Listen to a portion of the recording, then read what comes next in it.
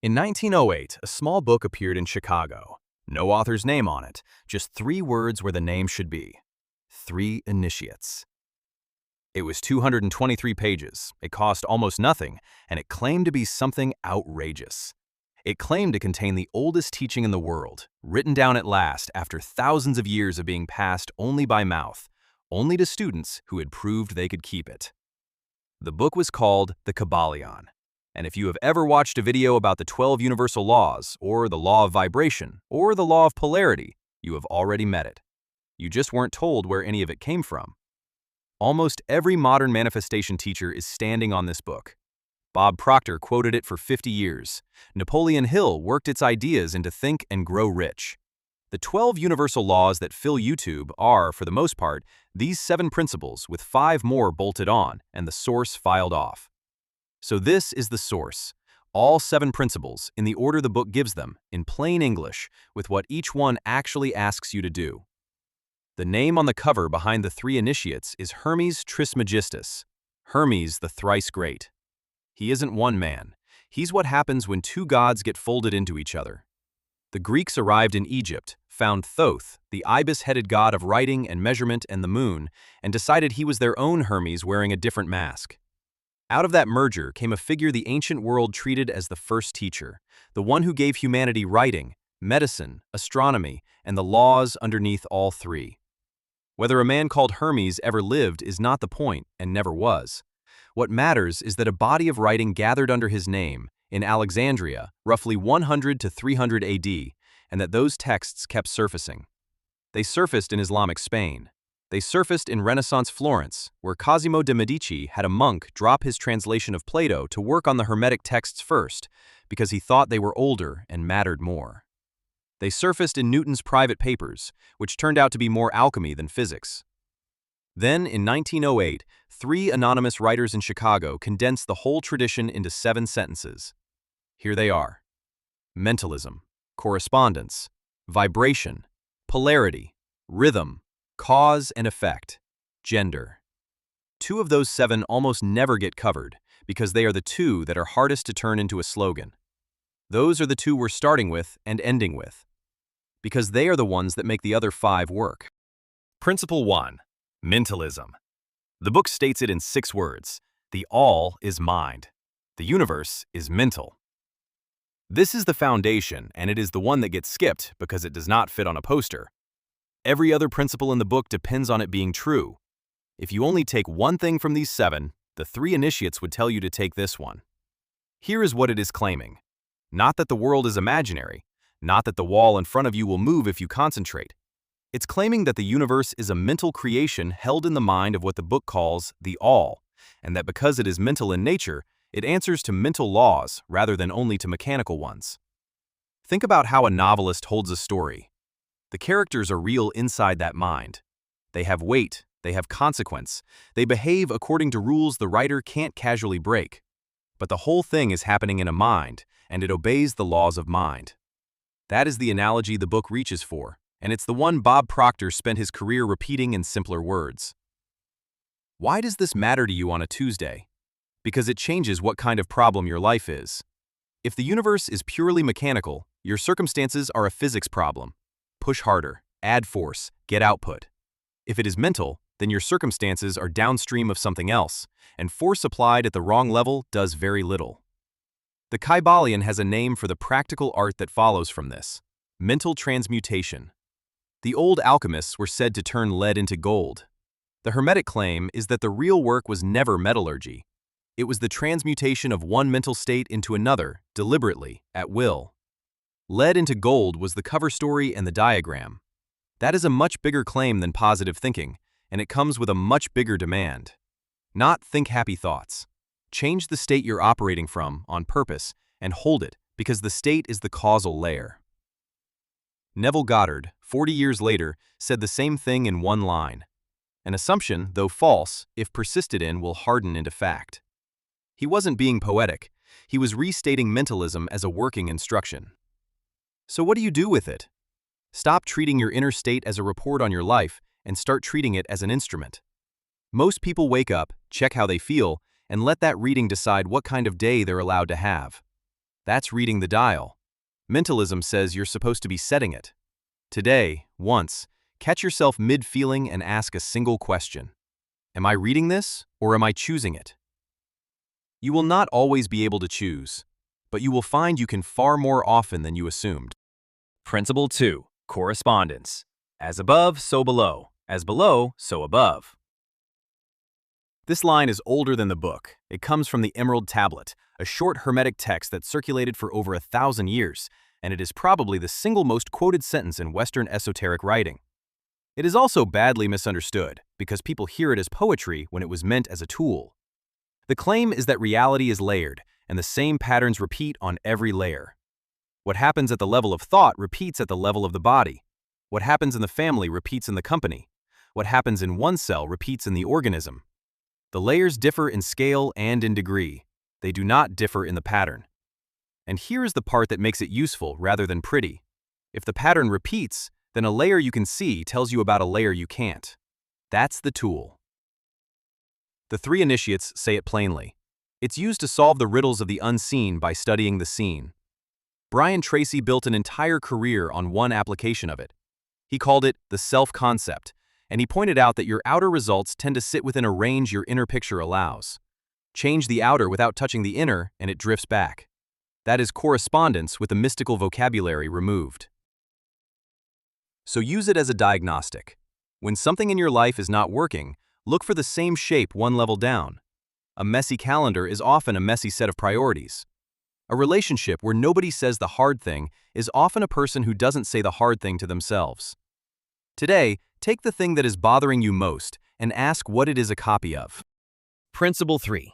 Vibration. Nothing rests. Everything moves. Everything vibrates. The Kybalion said this in 1908, which is worth pausing on, because at the time it read as mysticism. Matter was still solid. Then the physicists spent the next 30 years discovering that a solid object is mostly empty space with things moving in it very fast. The book got there first, by a different road. The Hermetic extension is the part physics doesn't make. It says mental states also have rates. Fear is one rate, confidence is another. And because they're rates rather than objects, you can change them, which is what mental transmutation actually operates on. Bob Proctor was blunt about the order of things. Vibration is the primary law, he said. Attraction is secondary, and it cannot work without it.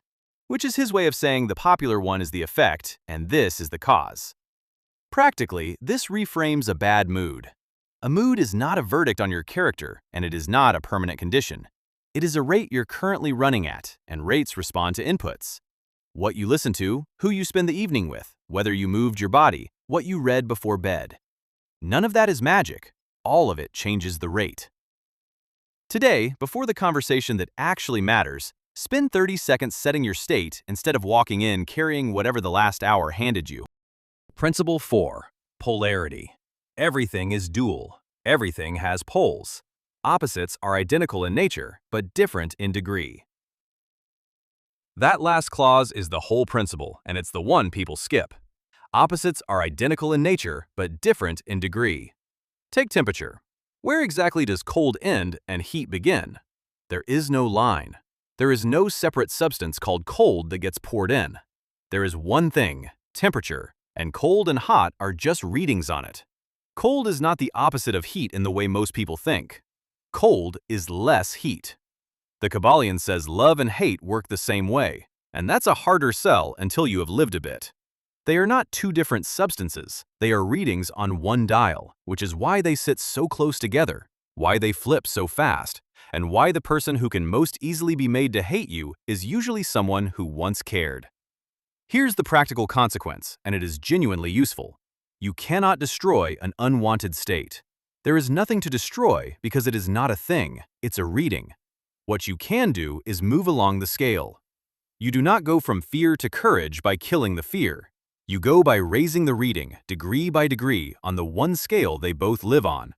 The book calls this polarization, and it's the practical technique, not fighting a mood, sliding it. Napoleon Hill turned this into the line that made him famous. Every adversity carries with it the seed of an equivalent benefit. Equivalent, same size. That is polarity stated as a promise. The size of the setback tells you the size of what's available on the other end of the same scale. Today, name the thing you're trying to get rid of, and then ask what it would be called at the far end of its own dial. Then take 1 degree. Principle 5. Rhythm. Everything flows out and in. Everything has its tides.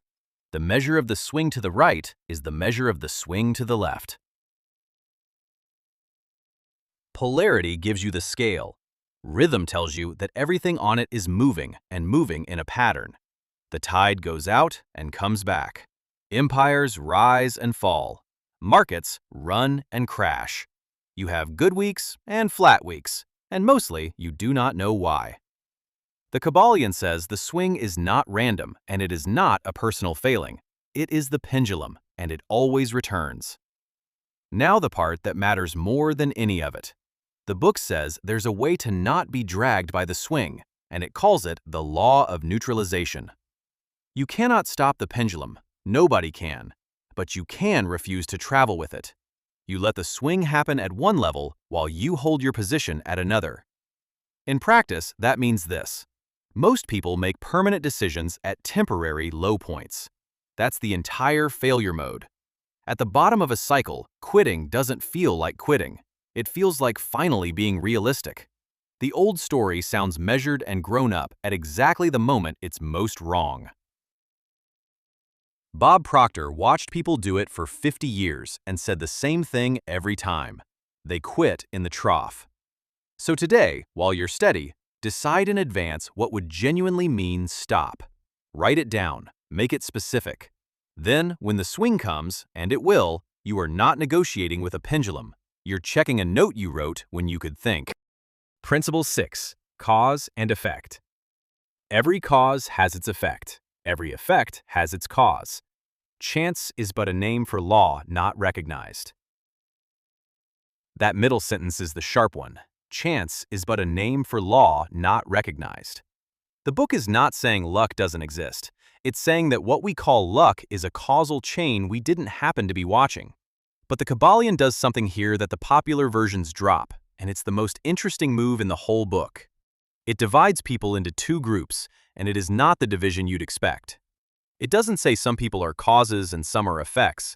It says most people are being carried, and it lists exactly what carries them. Heredity, suggestion, environment. The opinions and wishes of people stronger than they are. That's a harder claim than anything in modern manifestation content. Most of what you call your own decisions are, in the Hermetic reading, effects of causes you never examined. The wanting itself was installed. And the escape route the book offers is not force of will. It's the earlier principles. You rise to a higher plane and become a cause there, rather than fighting the effects on the plane you're stuck on, which is why mentalism had to come first.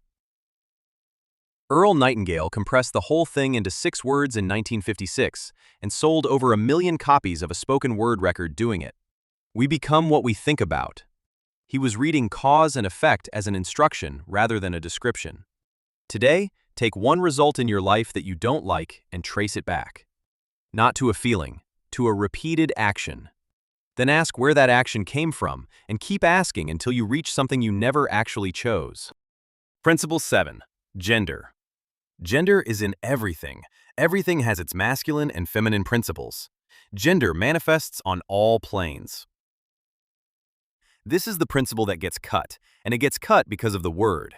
So let's be exact about what the book means, because the book is exact. The Kybalion says flatly that this has nothing to do with sex. It is not about men and women. It's using the older sense of the word, the one still alive in grammar, where gender means kind or class. Every creative process, the book says, requires 2 functions, and both are present in every person and everything. It gives them names. The masculine principle is the one that projects, directs, initiates, sends out. The feminine principle is the one that receives, holds, gestates, and does the actual generating. And here is the line people miss. The book says the feminine principle is the one that does the creating. The masculine one only starts it. You've met this. You know the person full of ideas who never finishes anything. All projection, no gestation. You also know the person who is endlessly receptive, endlessly preparing, and never ships. All gestation, no projection. Neither one is producing, and neither one is missing talent. Each is missing half a process. The Kybalion calls the mental version of these two the will and the understanding, and says that anything genuinely new comes from the two working together. Wallace Wattles said the same thing without the vocabulary. There's always an interval between the planting and the appearing, and the interval is not a delay. It's the work. Today, look at what you're stuck on and ask which half is missing. Are you generating ideas you never carry, or carrying something you've never actually sent out? The fix is never more effort. It's the other half. So that's all 7. Mentalism, correspondence, vibration, polarity, rhythm, cause and effect, gender. Now look at what happened to them. The 12 universal laws you find everywhere are these 7 plus divine oneness, attraction, inspired action, perpetual transmutation, compensation, and relativity. Some of those additions are genuinely useful, but notice which one got promoted to the front of the queue, and notice which one the 3 initiates never listed at all. Attraction isn't in the Kybalion, not as a principle. What's in the Kybalion is vibration, which is the mechanism, and mental transmutation, which is the work. Attraction is what you get when you keep the promise and drop the labor. There's a line near the front of the book that reads like a warning and is really a filter. The lips of wisdom are closed, except to the ears of understanding. The 3 initiates were saying that this material does nothing at all for someone collecting it, and quite a lot for someone using it. They were not protecting a secret. They were pointing out that the secret protects itself. So don't take all 7. Take the one that made you sit up. If it was mentalism, spend a month treating your state as an instrument instead of a readout. If it was polarity, stop trying to kill things and start moving them 1 degree. If it was rhythm, write your stopping rule down tonight while you're steady. If it was gender, find the missing half. One principle, 30 days, honestly applied, will do more than knowing all 7 and applying none. That is not a motivational line. It's the actual claim the book makes about itself. I put all of this together in one place. It's a book called The Law of Attraction, What They Actually Taught.